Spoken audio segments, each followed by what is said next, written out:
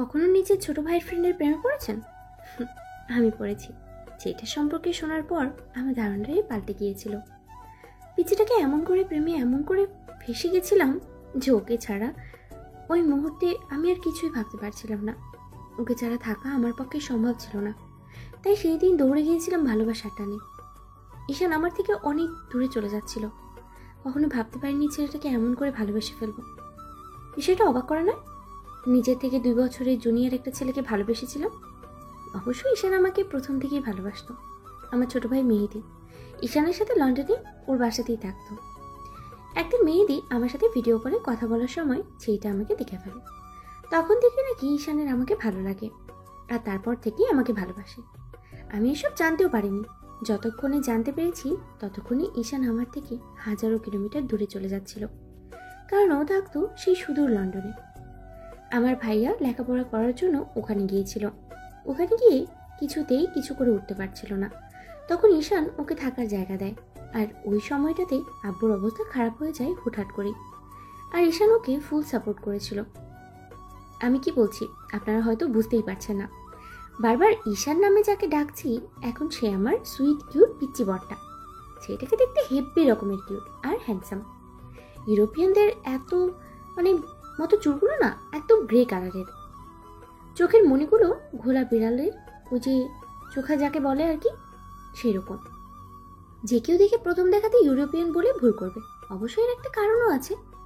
ঈশানের আম্মু বাংলাদেশি আর বাবা লন্ডনের বাসিন্দা ছিল। বিয়ের পর যখন ও দুনিয়াতে আসে তারপর একটা অ্যাক্সিডেন্টে ওর আব্বু আম্মু মারা যায়।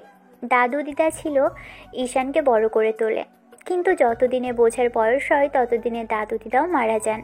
আর তারপর থেকে এত বড় ব্যবসা সব ছেলেটা একলাই সামলাচ্ছে।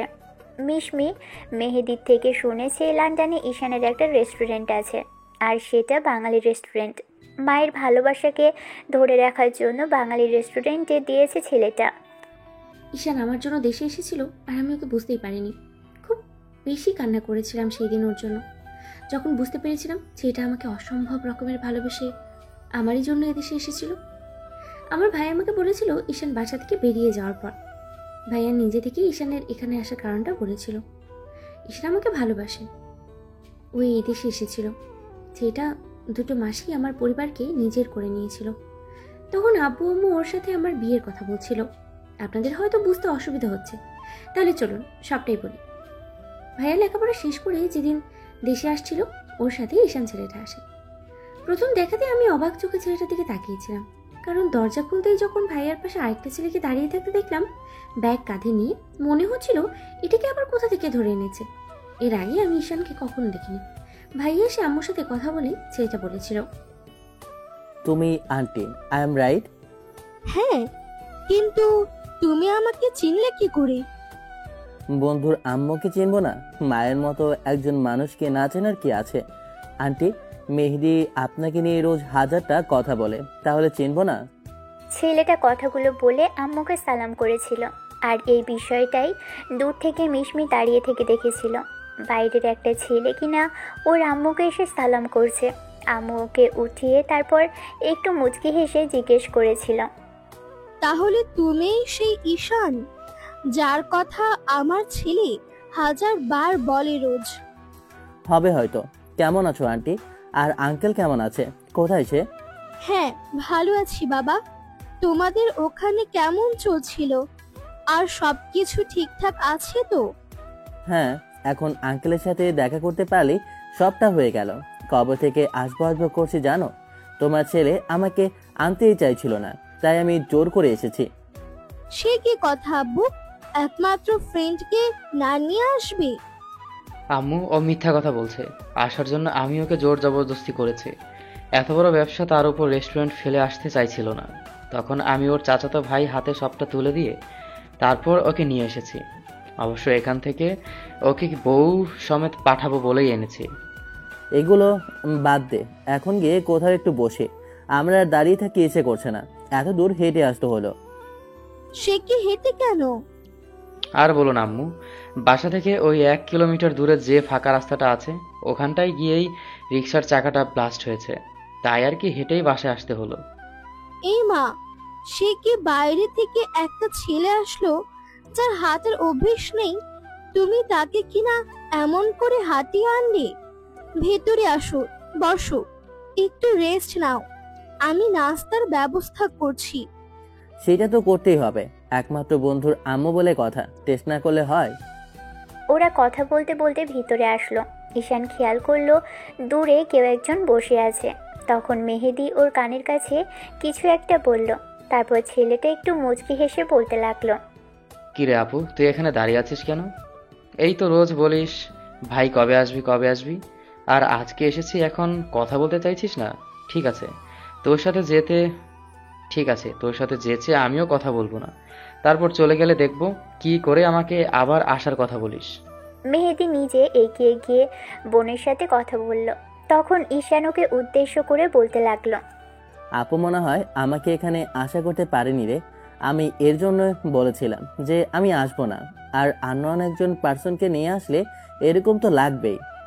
সেরকম কিছু নয় বাবা, ওই একটু এরকমই। হঠাৎ করে নতুন কাউকে দেখলে একটু ভড়কে যায়, আর একটু লজ্জা বেশি পায় মেয়েটা। তুমি চিন্তা করো না, তুমি এখানে থাকো, দেখবে আস্তে আস্তে স্বাভাবিক হয়ে যাবে। ও অনেক চঞ্চল স্বভাবের, অনেক কথা বলে। হ্যাঁ, সেই দেখতেই পাচ্ছি, আমাকে দেখে একদম মুখে কস্টেপ মেখে রেখেছে। ঈশান কথাগুলো একটু জোরে বলতেই মেয়েটা ভ্রুকুচকে ওর দিকে তাকালো। ঈশান একটু দাঁত কেলিয়ে হাসলো। কিছুক্ষণ বাদে আম্মু ওদের জন্য নাস্তা নিয়ে আসলো। ঈশান চাটা খেয়ে বলতে লাগলো, আহ এই না হলে বাঙালি হাতের তৈরি আহ এই না হলে বাঙালির হাতের তৈরি খাবার। খাবার দাবারের ক্ষেত্রে বাঙালিরা একদম 16.5 আনা। আম্মু ঠিক নাকি এমনটাই বলতো, দাদু বলেছিল। যতদিন এখানে থাকবে ততদিন আমার হাতে রান্না খাবে। আম্মু, তুমি কাকে কি রান্না করে খাওয়াচ্ছ? তুমি জানো ও কত ভালো রান্না করতে পারে? ও তো নিজের রেস্টুরেন্টের হেড শেফ।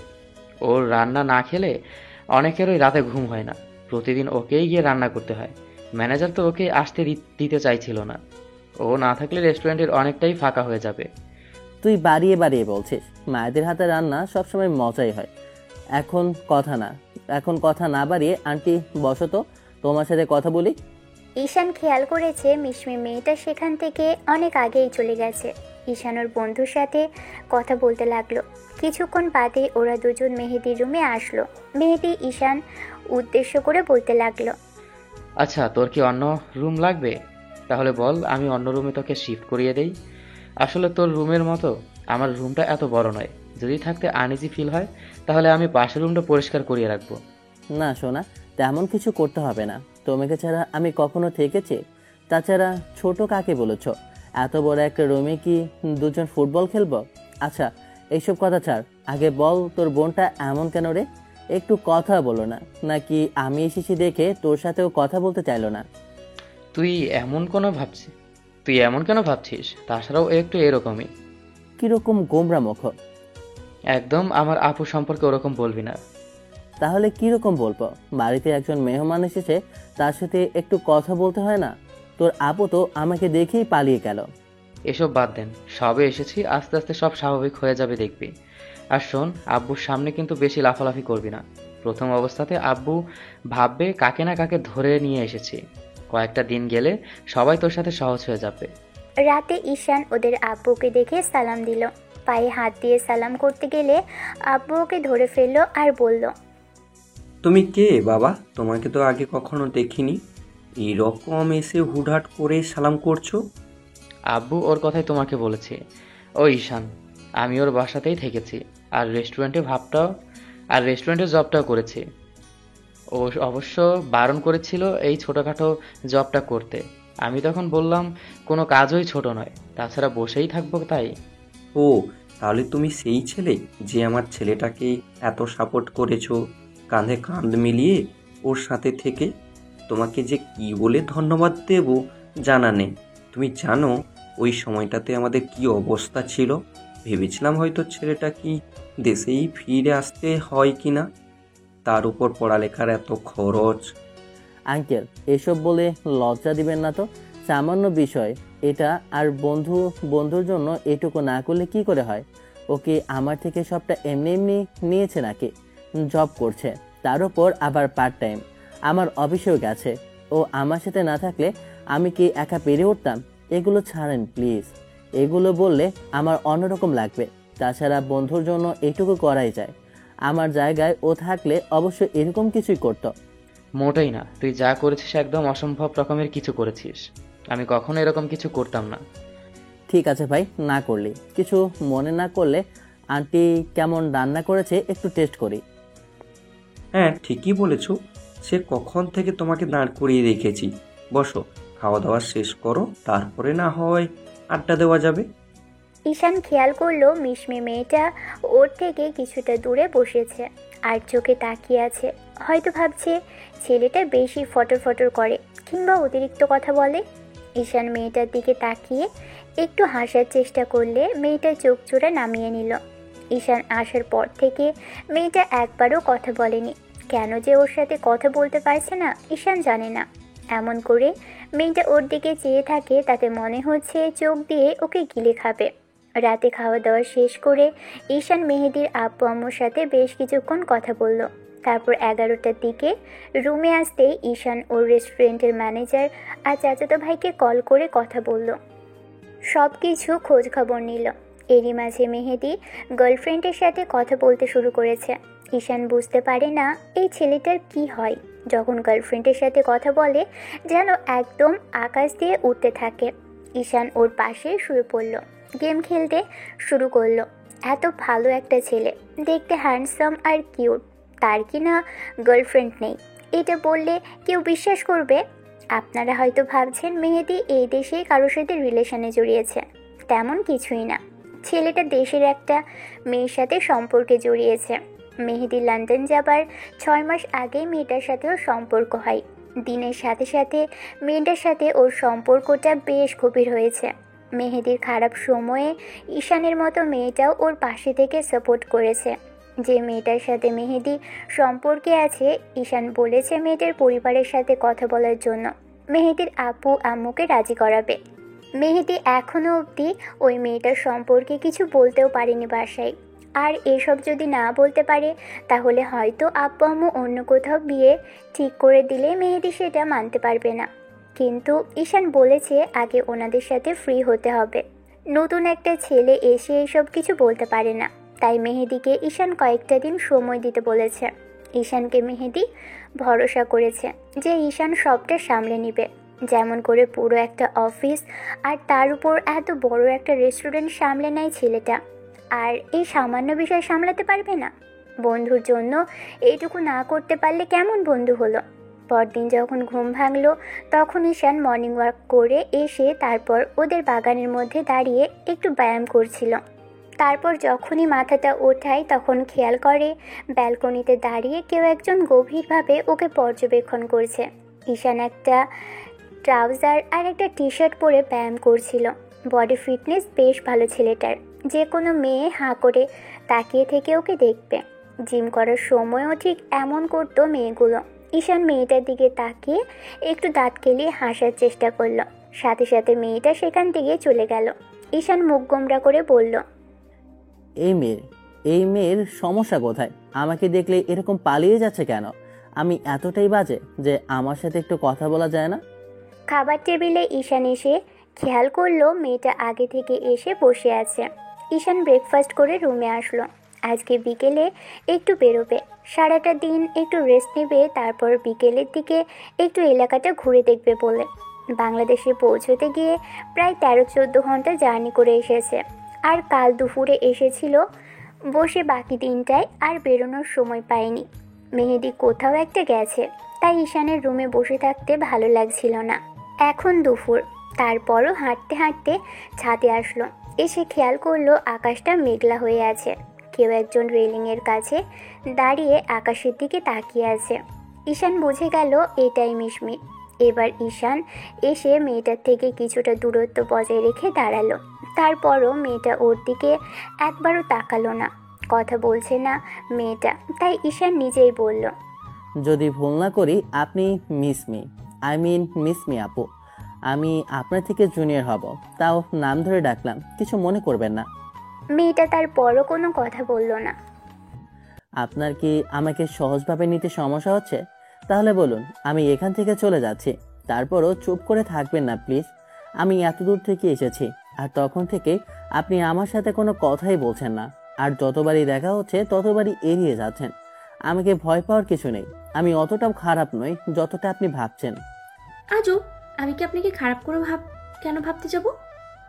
বুঝতে পেরেছি, বাইরের একটা ছেলে কোথা থেকে এসেছে। বাইরের ছেলেদের উপর আপনাদের বিশ্বাস একটু কমই থাকে, সেটা আমি খুব ভালো করে জানি। ঠিক আছে, তবে একটা কথা, আপনার যদি আমাকে এই বাড়িতে মেনে নিতে সমস্যা হয় তাহলে বলবেন, আমি এখান থেকে চলে যাব। আমার জন্য এমন মুখ গোমরা করে রাখবেন আমি সেটা চাই না। আমি আপনাকে বলেছি এখান থেকে চলে যেতে। হুটহাট করে একটা ছেলে আসলো, তার সাথে কি কথা বলবো? না, আমি আপনাকে চিনি, আর না আপনি আমার ফ্রেন্ড। কালকে তো পরিচয় পেলেন, তারপরও নতুন করে দিচ্ছি। ঈশান আবারও নতুন করে নিজের পরিচয় দিল। মেয়েটা ওর সম্পর্কে বলল। আবারও কিছুক্ষণ দুজনের মাঝেই নীরবতা বিরাজ করলো। ঈশান খেয়াল করলো মেয়েটা বারবার ওর অবাধ্য এলোমেলো চুলগুলো কানের পাশে গুজে দিচ্ছে। বেবি হেয়ারগুলো খুব জ্বালাচ্ছে মেয়েটাকে। মিশমিকে দেখতে অসম্ভব রকমের স্নিগ্ধ লাগছে। হালকা মেঘলা আকাশে বাতাস বইছে বেশ জোরে সোরে। মেয়েটার চুলগুলো বারবার ওকে উত্ত্যক্ত করছে। ঈশান এবার একটু মুচকি হাসার চেষ্টা করে বলতে লাগলো, এই আবহাওয়ার তার উপর আপনি সব মিলে অসম্ভব রকমের ভালো লাগছে। আপনাকে সত্যিই খুব সুন্দর লাগছে আজকে। ঈশানের কথাতে মেয়েটা এবার রাগী চোখে ওর দিকে তাকালো। ঈশান একটু হাসার চেষ্টা করে বলল, মনে মনে ভাবার থেকে যদি কেউ সুন্দর হয় তার প্রশংসা করাটা কি ভালো নয়? আমি সহজ কথা সহজভাবেই বলি, কোনো পেছিয়ে কথা বলতে পারে না। তাই যদি খারাপ লাগে তাহলে বলবেন, আমি আর এরকম কিছু বলবো না। ঈশান আর কোনো কথা বলল না। একটু দাঁড়িয়ে থেকে সেখান থেকে চলে আসলো। বুঝতে পারলো মেয়েটা ওকে সহজভাবে নিতে পারছে না। ওরা দুজনেই বাইরে বেরোলো। সন্ধ্যা অবধি ঘোরাফেরা করলো। অনেক খাবারই ঈশান ট্রাই করলো। আর শেষে বাসায় আসার সময় জিজ্ঞেস করলো ওদের পরিবারে কে কী পছন্দ করে। মেহেদি শুধু আপুর কথাই বলল। ঈশান ওর আপুর পছন্দের এক গাদা ফুচকা নিয়ে বাসায় আসলো। মেহেদির ফুচকার প্যাকেটটা নিয়ে এগিয়ে আসে।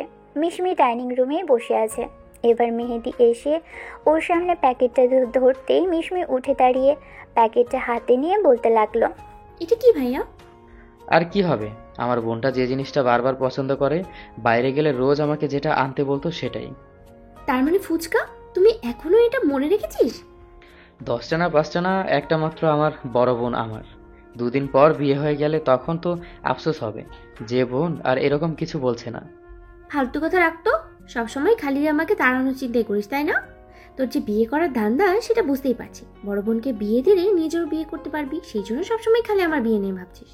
মেয়েটা কথাগুলো বলেই ফুচকাগুলো নিয়ে ডাইনিং টেবিলে বসে গেল। তারপর প্যাকেটটা খুলে ইচ্ছে মতো খেতে শুরু করলো। ঈশান মেয়েটার এরকম কর্মকাণ্ড পর্যবেক্ষণ করে যাচ্ছে। এরই মাঝে দুজন ডাইনিং রুমে বসে আছে দেখে আম্মু এসে বলল, তোমরা কেউ কি সন্ধ্যার নাস্তা খাবে বলো? আন্টি, তোমার যেটা ভালো মনে হয় করো। মায়ের হাতে যে কোনো খাবার খেতে সুস্বাদু হয় সেটা আমি খুব ভালো করে জানি। নতুন নতুন কিছু ট্রাই করলে মজা তো লাগবেই। তোমার যেটা ভালো মনে হয় করো। মেহেদির আম্মু চলে গেল। তারপর ওদের জন্য কফি এনে দিয়ে আবারও কিচেনে গেল। একটু পর পাস্তা তৈরি করে আনতেই দুজনে খেয়ে নিল। রাতে খাবার টেবিলে আবারও কথা বলল। ঈশান বুঝতে পারছে না এই মেয়েটা ওকে স্বাভাবিকভাবে নিতে পারছে না কেন। মিশমি ওকে দেখলেই এড়িয়ে যাওয়ার চেষ্টা করে। ঈশান বুঝতে পারছে এই মেয়েটার সাথে কথা বলাটা কিংবা ওর সাথে বন্ধুত্ব করাটাও এত সহজ নয়। তার উপর মেয়েটা থেকে ও জুনিয়র, তাহলে কি করেই বা ফ্রেন্ডশিপ করবে? এমন করেই একটা সপ্তাহ কেটে গেছে।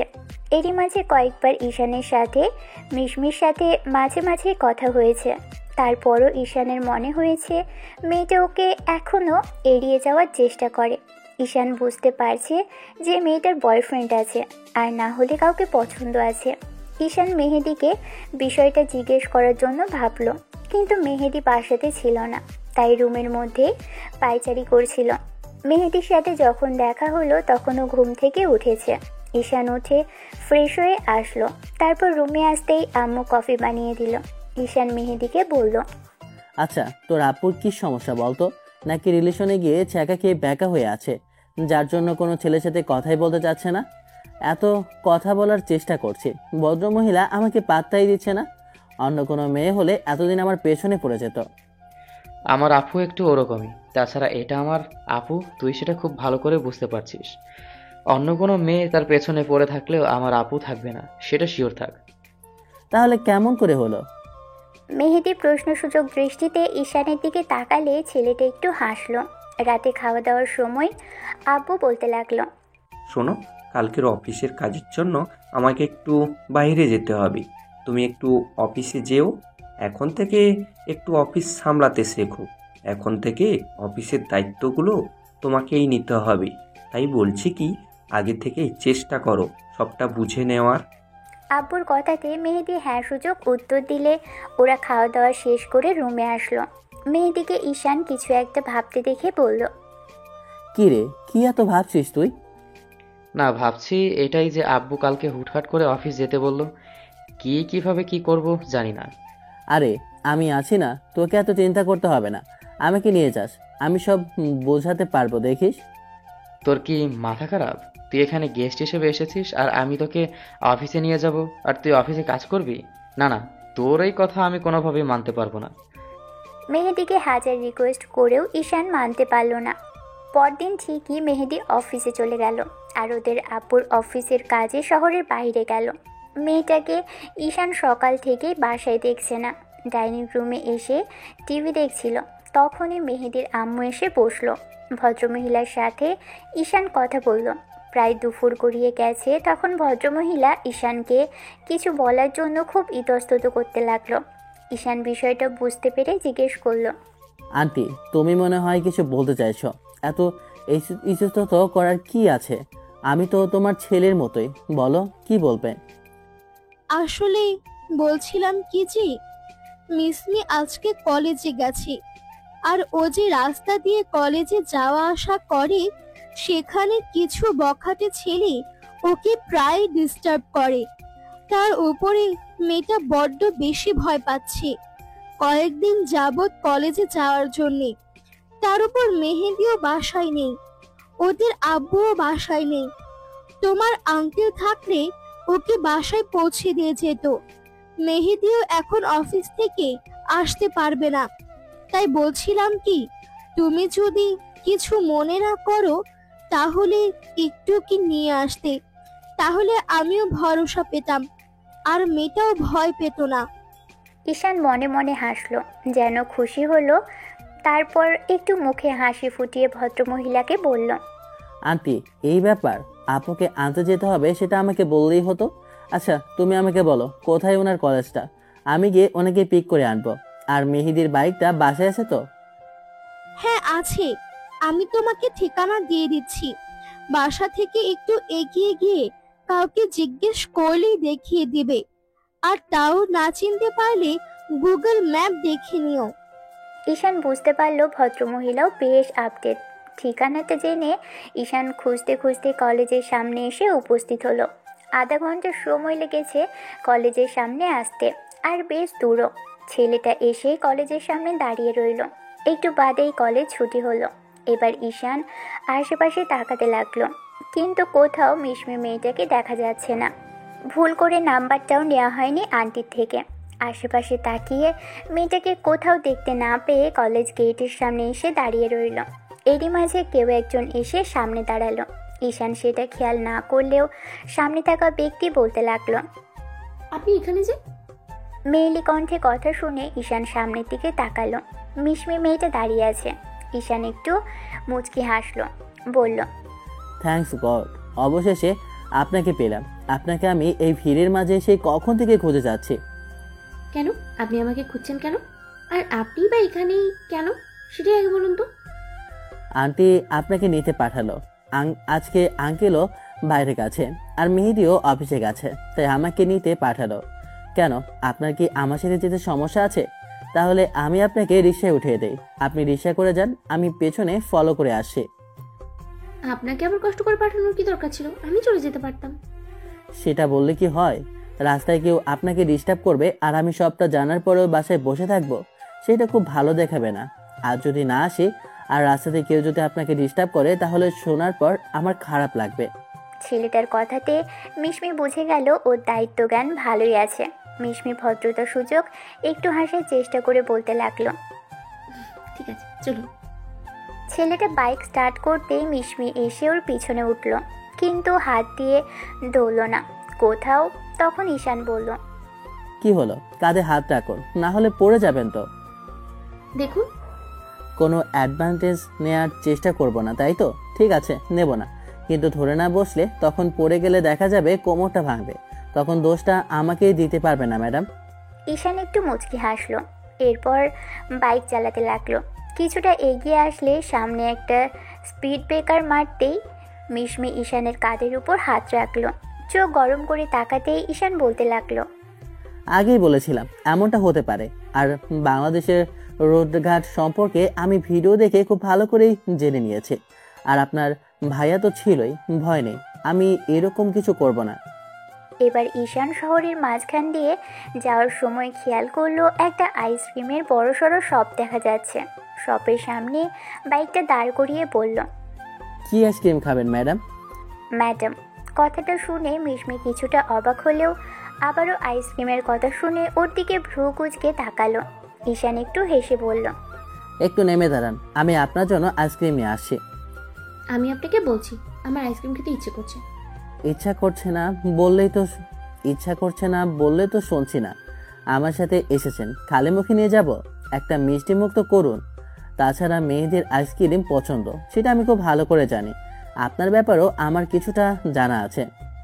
তো আর কি কি জানতে পেরেছেন? আপনি চকলেট ফ্লেভারের আইসক্রিমটা খুব বেশি পছন্দ করেন। আমি নিয়ে আসছি এক্ষুনি।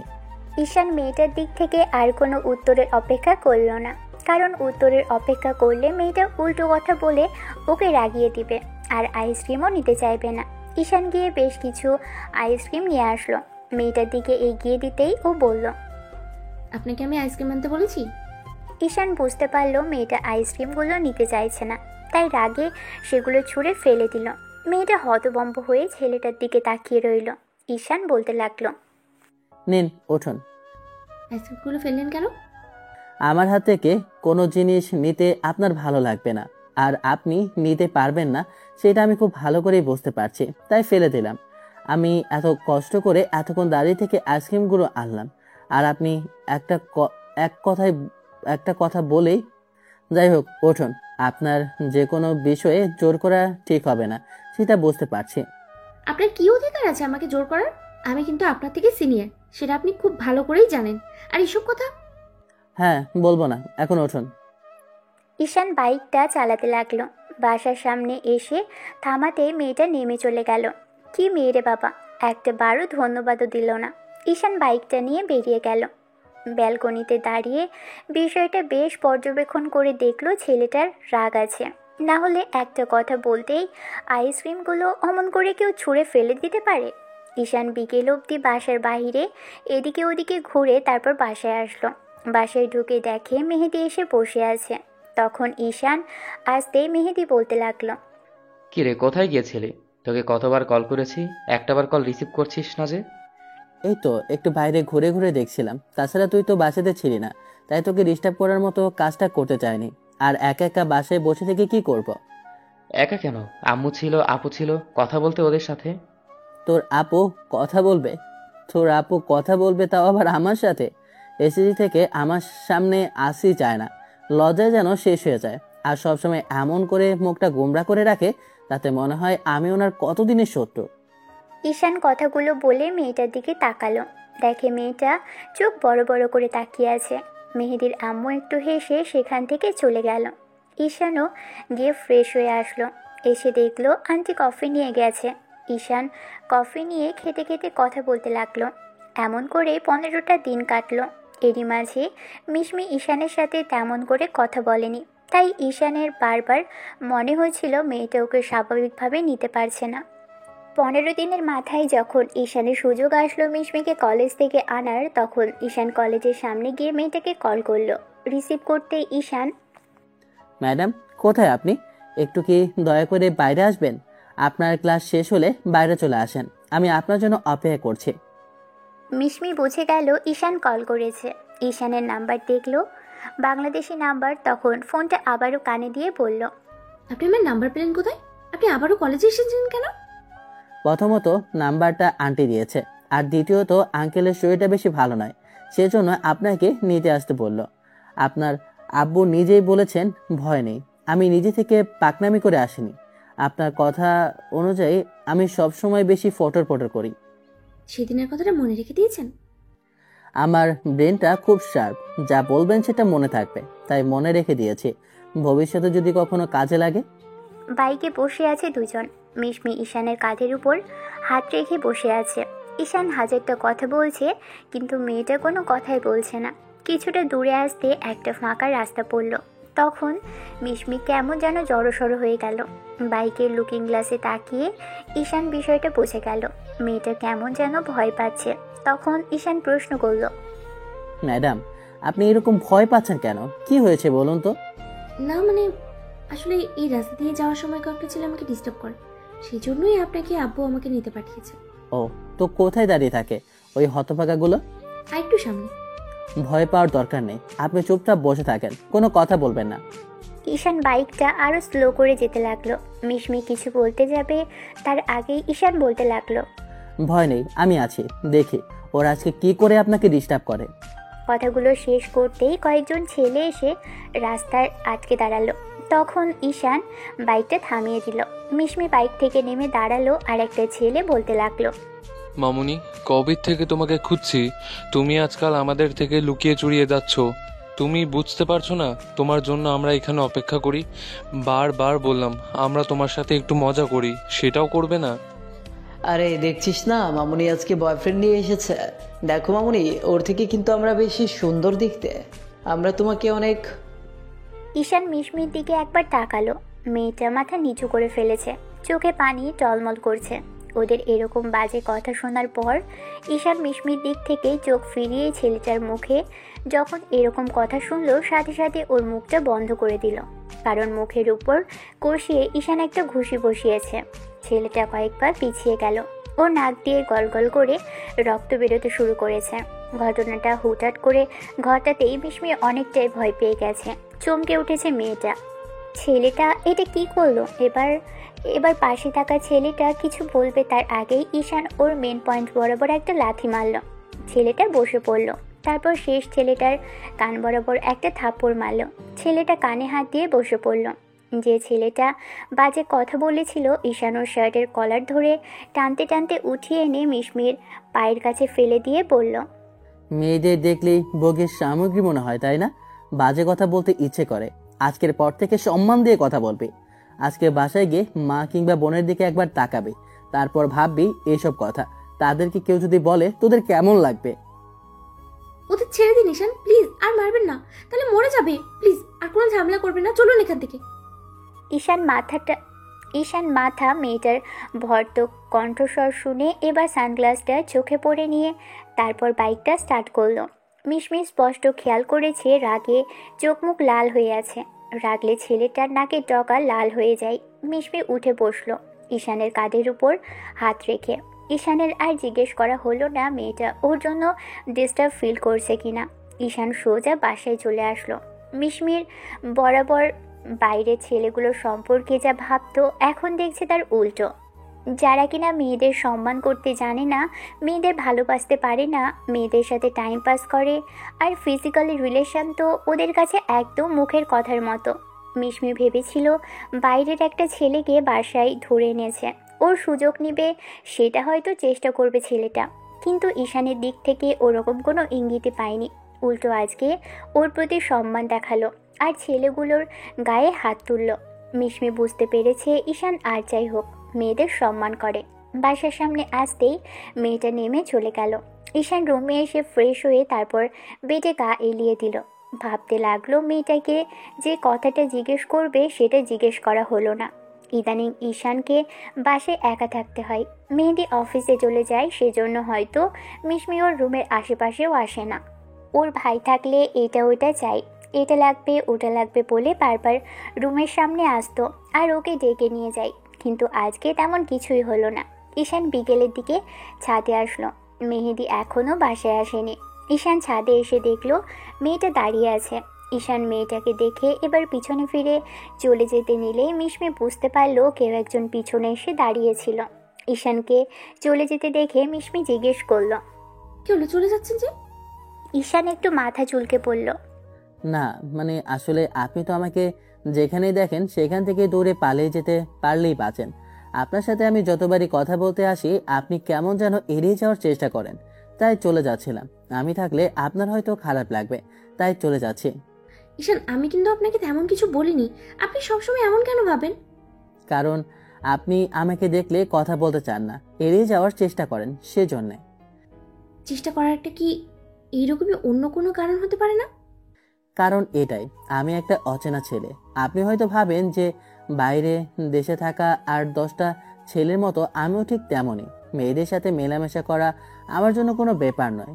এগুলো বাইরের ছেলেদের কাজ হলেও আমার নয়। আপনার ভাইয়ের থেকে জেনে নিয়ে দীর্ঘ 3 বছর আমরা একসাথে ছিলাম। কোথায় গিয়েছি কি করেছি সে খুব ভালো করেই জানে। আমি খুব শীঘ্রই চলে যাব ম্যাডাম। আপনার যদি তাতেও সমস্যা থাকে আমাকে বলতে পারেন, আমি আরও তাড়াতাড়ি যাওয়ার ডেটটা এগিয়ে আনবো। ঈশান কথাগুলো বলেই ছাদে চলে যায়। এমন করে পুরো একটা মাস পেরিয়ে গেল। তারপরও মিশমি মেয়েটা ঈশানের সাথে তেমন করে সহজ হতে পারেনি।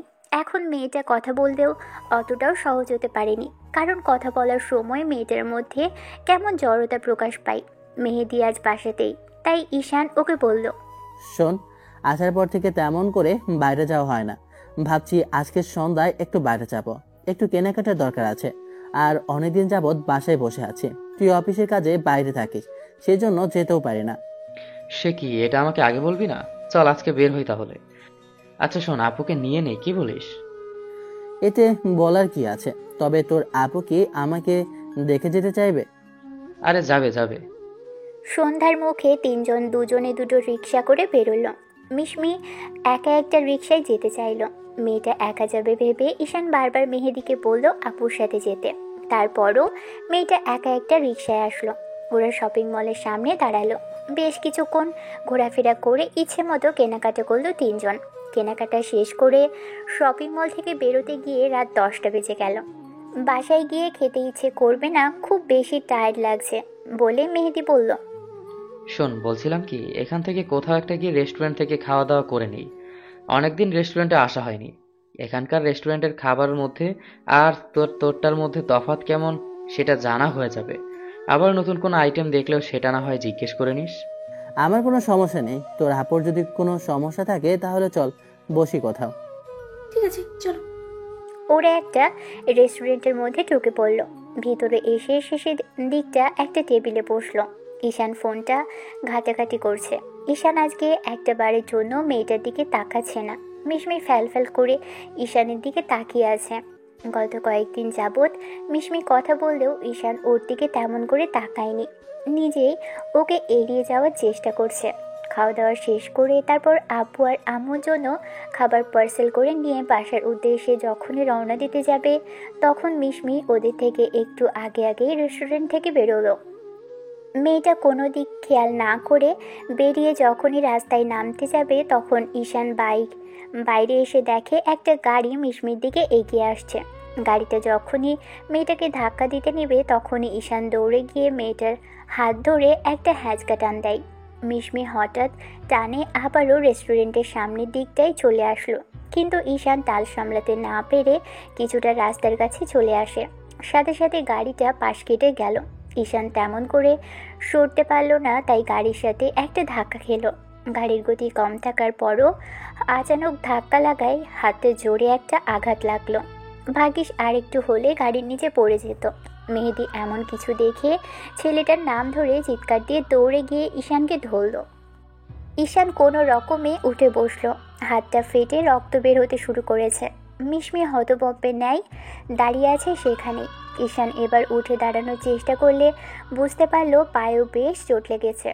দৌড়ে আসার কারণে আচমকা গাড়ির ধাক্কা খেয়ে এমন কাণ্ড ঘটল। আজকে মিশমি মেয়েটার অসাবধানতায় এরকম কিছু হলো। মেয়েটির খুব রাগ হচ্ছে ছেলেটার উপরে। তাই বলতে লাগলো। হাত ধরে টানতে গিয়ে এবার তো গাড়ির নিচে পড়তি। আমি না দৌড়ালে আপুর কিছু একটা হয়ে যেত, তাই আর কি চুপ করে থাকতে পারিনি। তাই বলে হাত ধরে টানতে গিয়ে নিজেই গাড়ির নিচে পড়বি? আপুকে ডাকলেই দাঁড়িয়ে যেত, দৌড়ানোর কি ছিল? তখন মাথা কাজ করেনি, আর ওনাকে ডাকলে ভয় পেয়ে যেত, তাই আর কি এরকমটা করেনি। এবার মেহেদি ঈশানকে ধরে তোলার চেষ্টা করলেও কিন্তু আপু সেখানেই দাঁড়িয়ে আছে। মেহেদি এবার রাগী কণ্ঠে বলতে লাগলো। তোমার কি কাণ্ডজ্ঞান নেই? একটা ছেলে তোমাকে বাঁচাতে গিয়ে আঘাত পেল আর তুমি ওখানেই দাঁড়িয়ে আছো? এখনো ইগনোর করে ওখানেই দাঁড়িয়ে থাকবে? থাক না, এখন রাগারাগি করিস না। তাছাড়া উনি তো বুঝতে পারেনি, আমাকে ধরে তোল। এবার মেহেদি ঈশানকে এক হাতে জড়িয়ে ধরে তুলতেই ছেলেটা বুঝতে পারলো বেশ ভালোই লেগেছে হাতে পায়ে। মেহেদি বিষয়টা বুঝতে পেরে বলতে লাগলো। তোর অনেক বেশি চোট লেগেছে, চল হসপিটালে নিয়ে যাই। এখানে কাছে পিঠেই একটা হসপিটাল আছে, একটা হাতটা ব্যান্ডেজ করে নেই। না না, তেমন কিছুর দরকার নেই, তুই বাসায় চল, তাহলেই ঠিক হয়ে যাবে। পাগল নাকি, মাথা খারাপ? হাতের এমন অবস্থা আর বলছিস বাসায় যাব? ওরা দুটো রিক্সা করে হসপিটালে আসলো। সেখানে আধা ঘন্টা লেট হলো ঈশানের হাতটা ব্যান্ডেজ করাতে। ডক্টর প্রেসক্রিপশন লিখে দিল। মেহেদি পথে দাঁড়িয়ে মেডিসিন নিয়ে বাড়ি ফিরল। কলিং বেল দিতেই আম্মু এসে দরজা খুলে দিল। এবার ঈশানকে মেহেদির কাঁধের উপর ভর করে দাঁড়িয়ে থাকতে দেখে তাড়াহুড়ো করে জিজ্ঞেস করলো। এ কি, তোমার এমন অবস্থা হলো কি করে? আসলে আন্টি, রাস্তাতে অন্যমনস্ক হয়ে। থাম তুই। আম্মু তোমার মেয়েকে বাঁচাতে গিয়ে এরকমটা হয়েছে। আজকে ওর জায়গায় তোমার মেয়ে থাকলে তাকে আর সুস্থভাবে বাড়ি ফিরতে হতো না। আন্টি, চিন্তা করবেন না তো, তেমন কিছু হয়নি। তোকে নিয়ে চিন্তা করার কেউ নেই, তাই তো সবসময় মানুষের পর উপকার করতে গিয়ে নিজেকে বিপদে ফেলিস। সেই 3 বছর আগে থেকে দেখে আসছি, কোনো কোনো বিপদে তুই পড়বি। আর তোমার মেয়েকে দেখো, চুপচাপ দাঁড়িয়েছিল, একটা কথাও বললো না। ছাড় না, আপু হয়তো ভয় পেয়ে গিয়েছিল, সেজন্য হয়তো কথা বলতে পারছে না। আন্টি, একটু দেখো আপু ঠিক আছে কিনা। রুমে চলো তুমি। আম্মু, একটু হট ব্যাগে গরম পানি ভরে নিয়ে আসো তো, পায়ে খুব লেগেছে, একটু সেক দিলে কিছুটা আরাম লাগবে। ঈশান মেহেদির সাথে খুঁড়িয়ে খুঁড়িয়ে চলে গেল। ওদের আম্মু তাড়াহুড়ো করে কিচেনের দিকে চলে গেল। মিশমি সেখানেই হতভম্বের ন্যায় কিছুক্ষণ দাঁড়িয়ে রইল।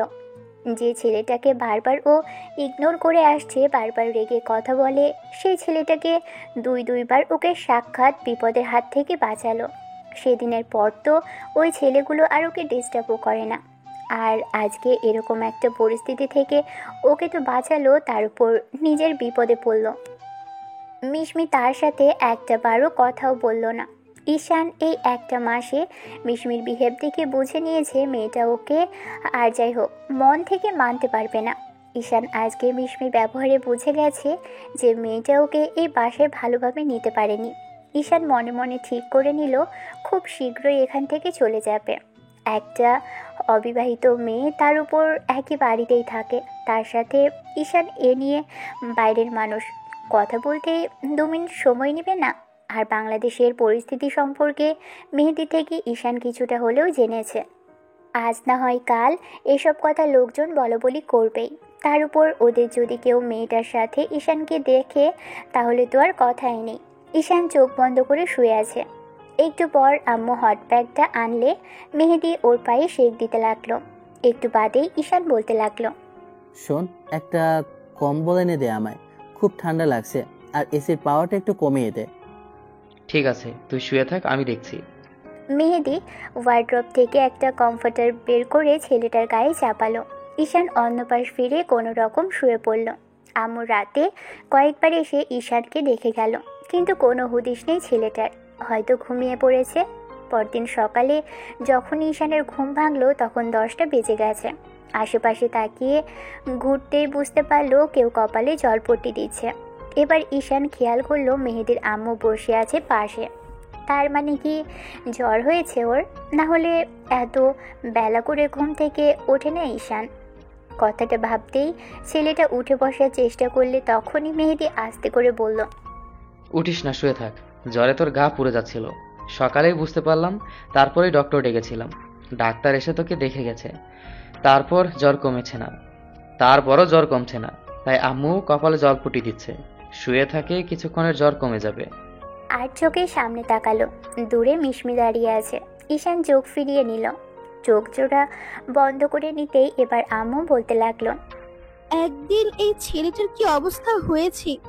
আব্বু, তুই একটু বস তো, ওর মাথায় জলপট্টি দিতে থাক, আর আমি ওর জন্য গরম কিছু তৈরি করে আনি। তুই একটু বস এখানে। এবার আম্মু যাবার সময় মিশমির দিকে একবার রাগি চোখে তাকালো, তারপর বলতে লাগলো, তোমার কি কোনো কাণ্ডজ্ঞান নেই? একটা ছেলে তোমার জন্য এত বড় একটা দুর্ঘটনার মধ্যে পড়লো, আজ আবার জ্বরে ভুগছে। একটা বার তার কাছে গিয়ে দেখলেও না। তোমার মানুষের প্রতি কোনো খারাপ লাগা নেই? নাকি একটু কৃতজ্ঞতা বোধও কি তোমার নেই? যদি এত কিছুর পরও তোমার মনে কোনো মায়া না হয়, তাহলে এখানে তোমাকে কষ্ট করে দাঁড়িয়ে থাকতে হবে না। যাও এখান থেকে। অদ্ভুত একটা মেয়ে হয়েছে আমার, কোনো কাণ্ডজ্ঞান নেই, শুধু ফ্যাল ফ্যাল করে তাকিয়ে থাকবে। ছেলেটা আসার পর থেকে ওর সাথে ভালোভাবে কথা বলিস না। ঈশান ওদের কথা কিছু শুনতে পেল না। মিশমি সেখান থেকে মাথা নিচু করে চলে গেল। কিছুক্ষণ বাদে ওদের আম্মু গরম স্যুপ করে আনলো, তারপর নিজ হাতে খাইয়ে দিল। ঈশান একটু মুচকি হেসে বলল, মায়ের আদর ভালো মনে হয় এমন হয়, তাই না আন্টি?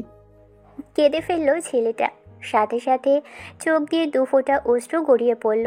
ভদ্রমহিলা নিজ হাতে চোখ দুটো মুছিয়ে দিয়ে বলতে লাগলো, কাঁদতে নেই বাবা, আমি তো তোমার মায়ের মতো। তুমি চাইলে আমাকে আম্মু ডাকতে পারো। ঈশান চুপচাপ খেয়ে নিল, তারপর একটু শুয়ে থাকলো। এমন করে 3টা দিন জ্বর রইল, আর 3 দিনের জ্বরে ছেলেটাকে একদম পুরো দুর্বল করে ফেলেছে। তার উপর আবার পায়ের আঘাত, সব মিলিয়ে সুস্থ হতে প্রায় 1 সপ্তাহ লেগে গেল। কিন্তু হাতের ক্ষতটা এখনো আছে, এখনো কিছুটা খুঁড়িয়ে হাঁটতে হয় তাকে। ছাদে এসে দাঁড়িয়ে আছে ঈশান। এমন সময় মিশমি আসলো, এসে ঈশানের থেকে কিছুটা দূরত্ব বজায় রেখে দাঁড়ালো। মেয়েটাকে দেখে ঈশান সেখান থেকে অন্য দিকটায় চলে গেল। মিশমি ভাবলো ছেলেটার আবার কি হলো। কিছুক্ষণ মেয়েটাকে এদিক ওদিক তাকাতেই দেখলো কেমন ইতস্তত করছে। ঈশান 7 পাঁচ না ভেবে ছাদ থেকে চলে গেল। মেয়েটার বিষয়টা একটুও ভালো লাগলো না। ঈশান কেন এরকম করলো? সেদিন রাতে খাওয়া দাওয়ার পর মেহেদি ঈশানকে রুমে রেখে আব্বু আম্মুর রুমে গেল। আব্বু আম্মু কিছু একটা নিয়ে কথা বলছে। মেহেদি অনুমতি নিয়ে ভিতরে গেলে আব্বু বলতে লাগলো, তোমাকেই ডেকে পাঠালাম, তুমি চলে আসলে। বসো, তোমার সাথে আমাদের কথা আছে। আমি আর তোমার আম্মু একটা কথা ভেবেছি, এখন তুমি কি বলো এই বিষয়ে? মেহেদি কিছুটা অবাক চোখে তাকিয়ে রইল। তখন আম্মু বলতে লাগলো, বলছিলাম কি, ঈশানকে তো আমরা আজকে প্রায় 2 মাস ধরে দেখছি। ছেলেটা বেশ শান্ত আর ভালো মনে বলেই মনে হচ্ছে। বাইরের ছেলেদের মতো অমন উশৃঙ্খল নয়। নিজের ব্যবসা আছে, আবার রেস্টুরেন্টেও আছে। সব মিলিয়ে ওর একটা পরিবার দরকার। সেদিন ছেলেটা অমন করে বলল, আমার অনেক খারাপ লেগেছে। বুঝতে পারছি ছেলেটা ফ্যামিলি ছাড়া এতগুলো বছর কতটা কষ্টে ছিল। তোমার কি বলতে চাইছো? আমি কিছুই বুঝতে পারছি না। তোমার আম্মু আর আমি ঠিক করেছি যে তোমার আপুর বিয়েটা আমরা ঈশানের সাথে দিব। আর ওর যেহেতু গার্জিয়ান নেই, তাই আমরা একটা কথা বললে অবশ্যই কথাটা রাখবে। এখন তুমি কি বলো? মেহেদি চোখ জোড়া বন্ধ করে নিয়ে একটা দীর্ঘশ্বাস ফেলল, তারপর মুখে হাসি ফুটিয়ে বলতে লাগলো, আব্বু আম্মু, তোমার মনের কথা বলছো। আমি তোমাদের এই কথাগুলোই বলার জন্য আসছিলাম। ঈশান যেভাবে আপুকে বারবার সেভ করছে, তা তো এই ছেলের সাথে আপুর বিয়ে দিলে জীবন দিয়ে ওকে আগলে রাখবে। ঈশানের থেকে ভালো ছেলে তোমার মেয়ের জন্য আমরা আর পাবো না। তাই বলতে চেয়েছিলাম, ওদের দুজনের বিয়েটা হলে আপু খুব ভালো থাকবে। আপুর সাথে ঈশানের বিয়ে হলে দেখবে ও আমাদের ফ্যামিলির একজন হয়ে যাবে। তখনই দেখেছো কিভাবে আমাদের পুরো পরিবারটাকে আপন করে নিয়েছে। জানো আম্মু, ওর একটা পরিবারের খুব বেশি দরকার।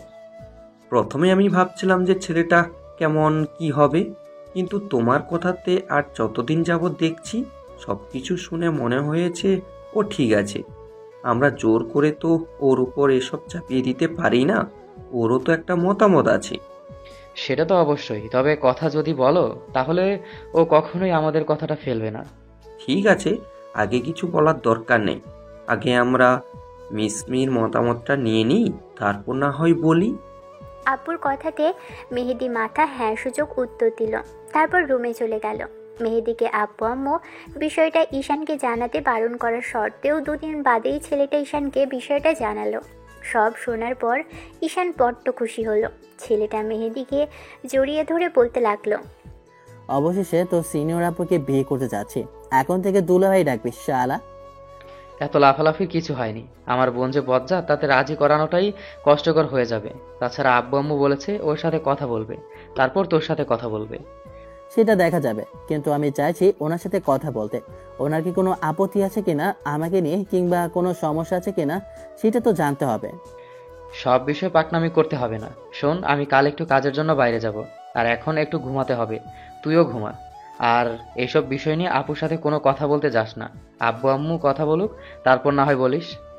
ঈশানের খুশি যেন আর ধরছে না। এখন মনে হচ্ছে এতদূর আসাটা বৃথা যায়নি। কথাগুলো ভেবেই রাতে আর ঘুম হলো না। পরদিন সকালে যখন উঠলো খেয়াল করলো মেহেদি পাশে নেই।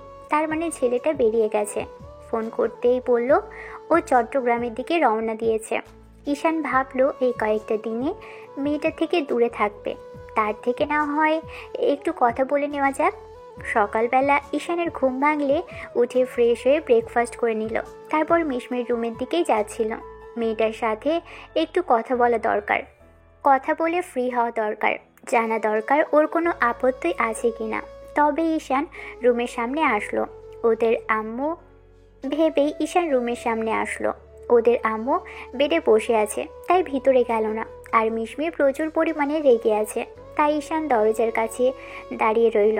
মিশমি এমন করে কথাগুলো বলছিল, তোমাদের চিন্তাধারা দেখে আমি অবাক হয়ে যাচ্ছি। আম্মু কিনা শেষে ওইরকম একটা ছেলের সাথে আমার বিয়ে ঠিক করেছে। আমাকে না জানিয়ে তোমার এত সব করে ফেলেছো। আমার মতামতে কি তোমাদের কাছে কোনো দাম নেই? বাইরে থাকা একটা ছেলেকে তোমরা কতটুকুই বা চেনো, ও সম্পর্কে কতটুকু জানো? যে ছেলে আজ বাদে কাল দেশে ফিরে যাবে, আর সেখানে গিয়ে 8-10টা মেয়ের সাথে, জি আমার সব ভাবতেও লজ্জা লাগছে। বাইরের দেশের ছেলেগুলোর সম্পর্কে তোমার জানা নেই আম্মু? নাহলে এরকম করে ওর মতো একটা ছেলের সাথে আমার বিয়ে দেওয়ার চেষ্টা করতে না। ওর টাকা পয়সা আছে দেখে কি ওকে বিয়ে করতে হবে? না জানি কোথায় কোন মেয়ের সাথে কি করে বেরিয়েছে, কতগুলো সম্পর্ক করেছে, তা ঠিক আছে। ওদেরকে বিশ্বাস করতে নেই, সেটা তুমি খুব ভালো করেই তাড়াতাড়ি বুঝতে পারবে। ঈশানের পাগুলো থমকে গেল, হাতটা মুষ্টিবদ্ধ হয়ে আসলো, চোখগুলো দিয়ে যেন আগুন বেরোচ্ছে। কিছু বলার ভাষাটাই যেন ঈশান হারিয়ে ফেলল। শেষে কিনা মেয়েটা ওর সম্পর্কে এত সব নেগেটিভ চিন্তা করেছে। ঈশান বুঝতে পারল এজন্যই হয়তো মেয়েটা ওর সাথে সবসময় দূরত্ব বজায় রেখে ওকে এত বাজে ভাবছে। মেয়েটা এত সব বাজে মন্তব্য নিজের নামে শোনার পর মনে হচ্ছে মেয়েদের সাথে সম্পর্ক করে বেড়ানোর ওর একটা হ্যাবিট। কথাগুলো ভেবে ঈশানের মেয়েটার সাথে কথা বলার মতো ইচ্ছাটাই মরে গেল। এবার মিশমির আম্মু বলতে লাগলো, তুমি এত রেগে যাচ্ছ কেন? আমরা তো তোমার ভালোর জন্যই, তোমার আব্বু আর আমি এসব ঠিক করেছিলাম। ছেলেটা আসার পর থেকে তোমাকে এত সেভ করলো, সব সময় তোমাকে সম্মান করে কথা বলে। তোমাকে নিয়ে বাজে কিছু ভাবলে তো আমরা বুঝতে পারতাম। তুমি বললে যে ও তোমাকে এরকম কোন বাজে ইঙ্গিত করেনি, তাই তো? উল্টো তোমাকে সম্মান করেছে, আপু ছাড়া কখনো কথাই বলেনি। তাহলে সেই ছেলেটা খারাপ হতে পারে কি করে? তোমার ভাই 3টা বছর ছেলেটার সাথে ছিল, তাও একই রুমে। তাহলে কি সে জানে না তার বোনের সাথে যাকে বিয়ে দিতে যাচ্ছে সে কতটা ভালো কিংবা খারাপ? আমার কথা তো তোমার বিশ্বাস হচ্ছে না, তাই না? তোমাদের যা খুশি তাই করো। তবে যাই হোক, আমি ওকে কখনো মন থেকে মানতে পারবো না। ও আমার থেকে জুনিয়র, তার উপরে আবার দেশের বাইরে থাকে। আমি কখনোই ওকে বিশ্বাস করতে পারবো না। তোমাদের যা ইচ্ছে করতে পারো, তবে ওর সাথে আমার বিয়েটা দিলে আর যাই হোক আমি কখনো ভালো থাকবো না। মিশমি কথাগুলো বলে ওয়াশরুমের দিকে চলে গেল। ঈশান আর সেখানে এক পাও দাঁড়ালো না, রুমে চলে আসলো। তারপর দরজাটা লাগিয়ে দিয়ে বসে রইল। ঈশানের বারবার মনে হতে লাগলো মেয়েটা তো ঠিকই বলেছে, ও আর 10টা ছেলের মতো তো হতেই পারে। মিশমি ওকে কি করে চিনবে আর বিশ্বাস কি করে করবে? যেখানে 2টা মাস থেকে বিশ্বাস অর্জন করতে পারেনি, সেখানে সারাটা জীবন ওর সাথে কি করে কাটাবে? মেয়েটার এত কাছে থাকার পরও, এত ভালোভাবে দেখার পরও ওকে বিশ্বাসটা করতে পারেনি। 2টো দিন কোনো রকমে কেটে গেল। এর মাঝে মেহেদির সাথে ঈশানের ফোনে কথা হয়েছে। ছেলেটা আজ দুপুরের দিকে বাসায় ফিরবে। এর মধ্যে ঈশান সব কিছু গুছিয়ে ফেলেছে। মেহেদির আসার 1 ঘন্টা আগে ঈশান ওকে কল করলো। ঈশান মেহেদির জন্যই বসেছিল। ছেলেটা আসতেই কলিং বেলের শব্দ পেল ঈশান। এবার বুঝতে পারলো মেহেদি চলে আসছে। মেহেদির আসার শব্দ পেয়ে ঈশান ব্যাগটা কাঁধে নিয়ে নিচে নামলো। নিচে মেহেদির আব্বু বাদে আম্মু আর বোন দুজনেই আছে। মেহেদি আম্মুর সাথে কথা বলছিল।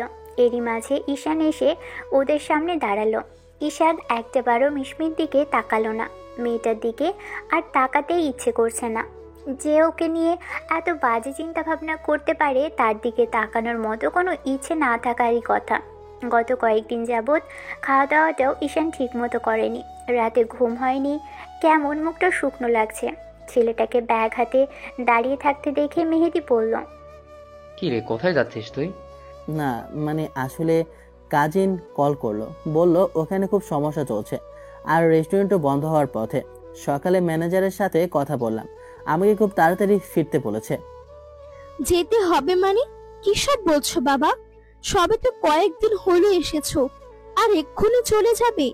কিছুদিন থেকে তারপর না হয়ে যাও। আর বলা নেই কওয়া নেই, চলে কেন যাচ্ছো? অনেকদিন তো থাকলাম আন্টি, আপনাদের সাথে থাকার সময় ভুলেই গিয়েছিলাম যে আমি খুবই একা। সবকিছু মিলিয়ে কয়েকটা দিন আপনাদের সাথে অনেক ভালো সময় কেটেছে। আমাকে যেতে হচ্ছে। আমি আজ হুটহাট করে এরকম সিদ্ধান্ত নিইনি। সবটা জানার পরে ভাবলাম এখন যাওয়ার সময় হয়েছে। আঙ্কেলের সাথে কথা বলে যাওয়ার খুব ইচ্ছা ছিল, কিন্তু সেটা হলো না। আন্টি, আপনি আঙ্কেলকে আমার সালাম নিতে বলবেন। ঠিক আছে, আমি আসি। আর মেহেদি, যদি চাস চলে আসতে পারিস। কখনো যদি আমার থেকে কোনো হেল্প লাগে বলতে পারিস। আমি সর্বোচ্চ চেষ্টা করব আমার বন্ধুকে সাপোর্ট করার। ঈশান কথাগুলো বলে আম্মুর পায়ে হাত দিয়ে সালাম করলো। আম্মু ওকে উঠিয়ে মাথায় হাত বুলিয়ে দিল। ঈশান একটা শুকনো হাসি দিয়ে তারপর চলে যেতে নিলেই মেহেদি ওর হাত ধরে ফেলল। সাথে সাথে ঈশান দাঁড়িয়ে পড়ল। এবার মেহেদি বলতে লাগলো, হঠাৎ এরকম সিদ্ধান্ত কেন? আমি তোকে কিছু বলেছিলাম, সেটা কি তোর মাথাতেই নেই? তাহলে সবটা শেষ হওয়ার আগে এখান থেকে যাওয়ার মতো সিদ্ধান্ত কেন নিয়েছিস? কেউ তোকে কিছু বলেছে তাকে? ঈশান হাসলো। তারপর মেহেদিকে জড়িয়ে ধরে পিঠ চাপড়ে দিয়ে বলল, না রে, তেমন কিছু না। আমাকে যেতে হবে, না হলে অনেক বড় সমস্যা হয়ে যাবে। তোদের সাথে থেকে আমি ভুলে গিয়েছিলাম আমি সম্পূর্ণ একা। এখানেই বা আর কতদিন? একটা না একটা সময় তো যেতেই হতো। সব সময় সব কিছু ঠিকঠাক হয় না, কখনো কখনো ভুল হয়েও যায়। না হয় ধর, আমার এখানে আসাটাই ঠিক তেমনই। ঈশানের এরকম এলোমেলো অগোছালো কথাটা মেহেদি বুঝতে পারল না। ছেলেটা আবারও মুচকি হেসে বেরিয়ে গেল। ঈশান যাবার সময় আর চোখে একবার মিশমির দিকে তাকিয়েছিল। ছেলেটা চোখের পানি টলমল করছে। কি হলো হঠাৎ ওর? ঈশান চলে যেতেই সাথে সাথে মেহেদি মিশমির দিকে কিছুক্ষণ তাকিয়ে থেকে সোফায় এসে মুখে হাত দিয়ে বসে রইল। আম্মু এসে ওর থেকে কিছুটা দূরে বসে বলতে আরম্ভ করলো, ছেলেদের হঠাৎ কি হলো বলতো? তোর সাথে কি এই নিয়ে কোনো কথা হয়েছিল, নাকি রাগারাগি করেছে তোর সাথে যার জন্য? গত 3 বছরে যা হয়েছি এখন এখানে সেটাই হবে। আমার সাথে ঈশানের কখনো কথা কাটাকাটি হয়নি। হয় কখনো ভুল হয়েছে, আমি তাতে চুপ করে থেকেছি, পরে বললে সেটা শুধরে নিয়েছে। আমার ক্ষেত্রেও ঠিক তাই হয়েছে। আমার সাথে কথা কাটাকাটি করবে ঈশান, এটা একদম অবাস্তব। তোমার মেয়ে কি বলেছে সেটা জিজ্ঞেস করো। মানে? আম্মু আসার পর থেকে তোমার মেয়ে ওর সাথে মিসবিহেভ করেছে। ওই হয়তো কিছু বলেছে ঈশানকে। আমাকে বলো, তোমার মেয়ে কি বলেছে? আপু, তুই কি বলেছিস বলতো, যার জন্য ছেলেটা বাড়ি ছেড়েই চলে গেল? আম্মু তখনও চুপ করে রইল। তখন মেহেদি আবারও বলতে লাগলো, জানো আম্মু, খুব বেশি কষ্ট না পেলে ভেতর থেকে ভেঙে চুরে না গেলে ছেলেটা কখনো কাঁদতে দেখেনি। ওকে আমি একবার কাঁদতে দেখেছিলাম। লন্ডনে থাকার পরও ছেলেটা একদম বাঙালিদের মতো থাকে। কখনো ড্রিঙ্কস করতো না, দূরে থাকতো, নাইট ক্লাবে কিংবা বাইরের আশেপাশে গিয়েও দেখিনি। আমি ওর সাথে ছিলাম, তবে থেকে তো নই। ও বলে এগুলো নাকি ভালো জিনিস নয়, নেশা মানুষের জীবন কেড়ে নেয়, মানুষকে খারাপ করে তোলে। সেজন্য ঈশান এগুলো কখনো শুয়েও দেখেনি। সত্যি করে বলো তো আম্মু, তোমার মেয়েটাকে বিষয়টা জানিয়েছিলে? আর তোমার মেয়ে ঈশানের সাথে কথা বলেছিল এ বিষয় নিয়ে? এবার আম্মু বলতে আরম্ভ করলো, ও হ্যাঁ, 2 দিন আগে তুই যাওয়ার পর আমি মিসমিকে সবটা বলেছিলাম। তাহলে কি? বলতে পারবো না, তবে আমার মনে হচ্ছে ঈশান সবটা শুনেছিল। তোমার মেয়ে কি বলেছিল বলতো? এবার মেহেদিকে আম্মু সবটা বলল। মিশমি সেদিন কিভাবে সিনক্রেট করেছিল। এবার মেহেদি একটা দীর্ঘশ্বাস ফেললো, বলতে লাগলো। আসলে আম্মু, জানো তো, কাছের মানুষকে না খুব সহজে মানুষ চিনতে পারে না। তাদের থেকে দূরত্ব বজায় রেখে চলাটাই মানুষের স্বভাব। ছেলেটা এত দূর থেকে যার জন্য আসলো, সেই ওকে এমন করে অবহেলা করলো, এসব আজে বাজে কথা বললো। কেউ কি আর এত কথা শোনার পর কোনো বাড়িতে থাকতে চায় বলো? যখনই দেখেছি তোমার মেয়ে মুখ ফিরে নিচ্ছে ওর দিক থেকে, ঈশান কি এমন অন্যায় করেছে বলতো আপু, যার জন্য আমার বন্ধুর সাথে একটু ভালোভাবে কথাও বলতে পারিস না? আমাকে বলতি ওকে এই বাড়িতে আসলে সমস্যা হবে, তাহলে আমি ওকে আনতাম না। তোকে তো আমি আনার আগেই বলেছিলাম যে ঈশান আমার সাথে আসবে। আমি ওকে আনতে চাইলেও ঈশান হাজারবার রিকোয়েস্ট করেছিল না আসার জন্য। কারণ কেন জানিস? ও আসলে আমাদের নাকি সমস্যা হবে। ও একা থাকে, আর সেই একা থাকতেই চায়। পরিবারের মায়া পড়লে সেটাকে ভুলতে পারবে না বলে আসতে চাইছিল না। তোকে ছেলেটা সেই 1.5 বছর আগে থেকে পছন্দ করে আপু, বলতে পারিস ভালোবাসে। লন্ডনে সেখানে ঈশান থাকে, সেখানে একটা রুমে তোর জন্য নানান গিফটের উপহার দিয়ে ভরে ফেলেছে। তুই কি কি পছন্দ করিস সব তোর পছন্দের মতো কিনে রেখেছে, যেন সেখানে গিয়ে ওর সাথে থাকতে পারিস। ঈশান তোকে নিয়ে স্বপ্ন দেখতে শুরু করেছিল, আর আমি ভেবেছিলাম আব্বু আম্মুকে কথাগুলো বলবো। 2টা মাস ছেলেটা তোকে সেভ করে এসেছে। সেদিন মরতে মরতে বেঁচেছে, গাড়ির নিচে চাপা পড়তে যাচ্ছিল। তারপরও কি তুই এই ছেলের সাথে কথা বলেছিস? একবারও বলিসনি, কারণ তুই অহংকারী। ইগোতে তোর মুখ দিয়ে কথাই বের হয় না। ও চলে গিয়ে ভালো করেছে। ছেলেটা চোখে পানি স্পষ্ট টলমল করছিল। ছেলেটা ভেতর থেকে ভেঙে গেছে। তোমার মেয়েদের এরকম কথায় মুখে হয়তো সেটা বলতে না পারলেও ওর কাজে সেটা বুঝে গেছে। এখানে থাকাটা ঠিক হবে না, কারণ যে মেয়ে ওকে সহ্য করতে পারে না, ওর সম্পর্কে এত বাজে কথা বলতে পারে, সে ওকে ভালোবাসতে পারে না। মেহেদির কথাতে মিশমি একটা জায়গায় ধপ করে বসে পড়ল। তখন আম্মু বলতে লাগলো। ছেলেটার জন্য খারাপ লাগছে আব্বু। কি করব বলো? আমার তো আর ছোট কোনো মেয়ে নেই। তাহলে জোর করে হলেও তার সাথে আমি ঈশানের বিয়ে দিতাম। আমার দ্বিতীয় কোনো মেয়ে নেই, তাই জোর করতে পারছি না। একমাত্র মেয়ে, যা চাই সেটাই দিয়েছি। তারপরেও আমাদের কথার ওর কাছে কোনো মূল্য নেই। ছেলেটাকে এমন করে অপমান করলো, যার জন্য বাসা থেকে চলে গেল। যাই হোক, ভালোই হয়েছে। যেখানে ওর মান সম্মান নেই, সেখানে না থাকাটাই ভালো। বাদ দাও এসব আব্বু। মামুনি, তোমার যাকে পছন্দ হয় তাকে বিয়ে করে নিও। আমরা আর তোমাকে বিয়ের জন্য জোরাজুরি করব না। আব্বু আম্মু কোথায়? তোমার আব্বু তো অফিসের কাজের জন্য একটু বাইরের দিকে গেছে। কেন? না, আব্বুকে জানানোর দরকার ছিল। তার গুণধর মেয়ের কার্যক্রম কত উন্নতির শিখরে পৌঁছে যাচ্ছে। মানুষকে সে কত সুন্দরভাবে মানুষকে রিজেক্ট করতে পারে, তাদের অপমান করতে পারে, ছোট করতে পারে, সেটা তো জানানো দরকার। তোমার মেয়ের জন্য তোমাদের কমতি ছিল না, সেটাই জানারও দরকার ছিল। এতদিন যাবৎ যাকে নিয়ে গর্ব করেছো, তোমাদের সেই গর্বের মেয়ে মানুষকে কিভাবে কষ্ট দিতে পারে, সেটা একটাবার জানা দরকার নয় কি? ও আমার জন্য কাঁদছিল আম্মু। এখন আর এসব বলে কি হবে? নিজ হাতে তো তাড়িয়ে দিলে ছেলেটাকে। তোমাকে এত কাছ থেকে ছেলেটা ভালোবেসেছে, আর তুমি বোঝার চেষ্টাই করনি। একটা মানসিক এমনি এমনিতে তো আর এত দূর থেকে আসে না। যে তোমাকে এতবার সেভ করেছিল, ভেবেছিলাম তার কাছে বিয়ে দিলে তুমি তার সাথে ভালো থাকবে। সারা জীবন সে তোমাকে ভালোবেসে আগলে রাখবে। হামু, বাদ দাও, এগুলো বলো না। ওনার তো অহংকার খুব।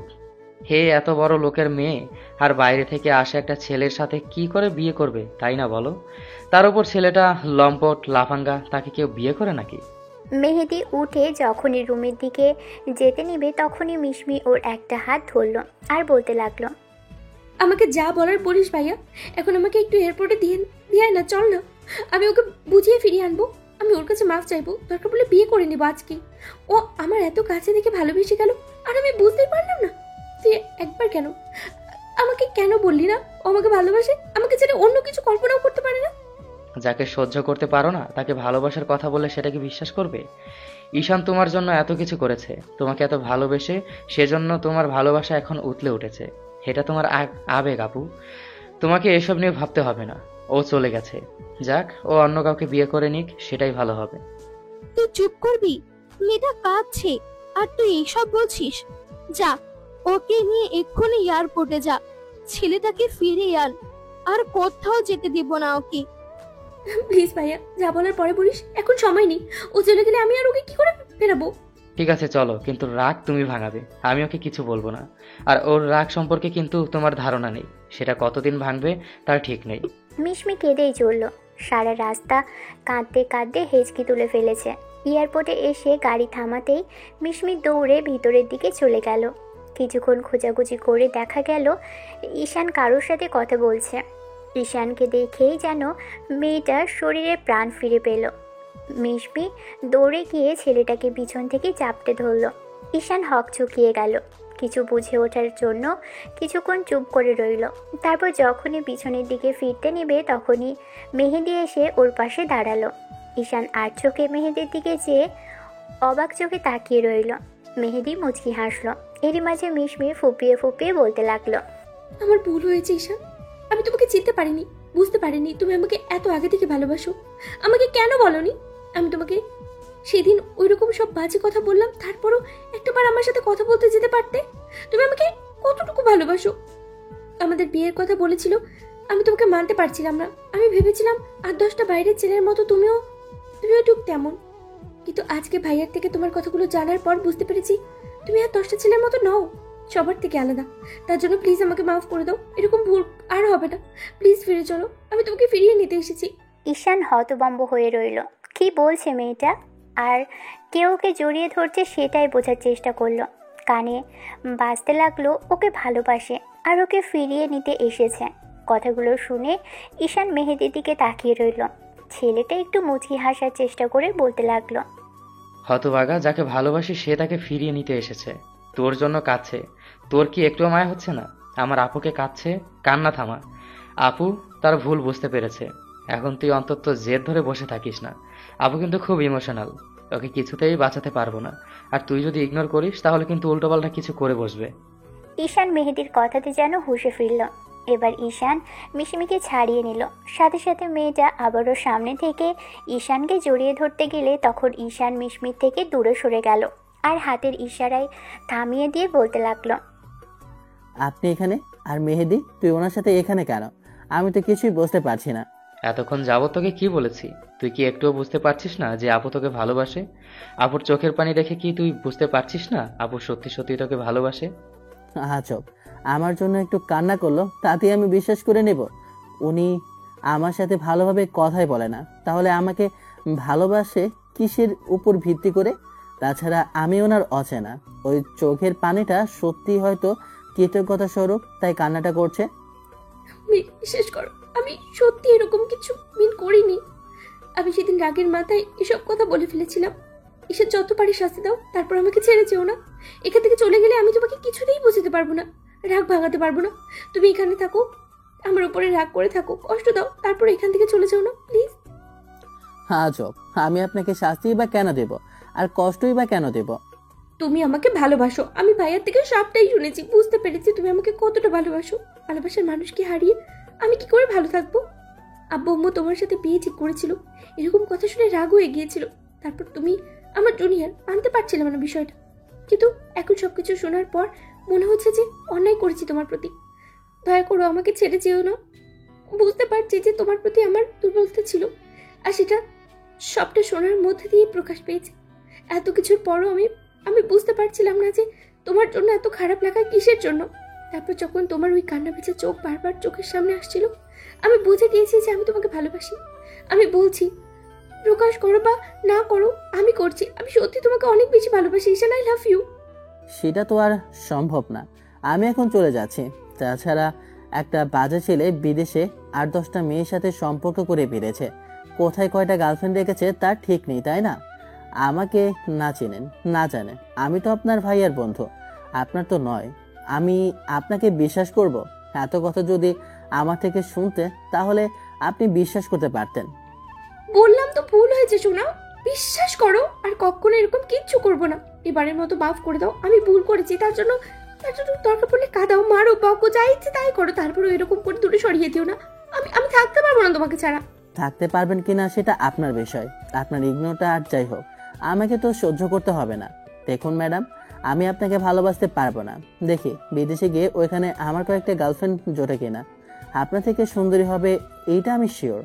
আমি এতদিন যাবৎ যাকে ভালোবেসেছি, এতদিন যাবৎ সে আমাকে বোঝার চেষ্টাই করেনি।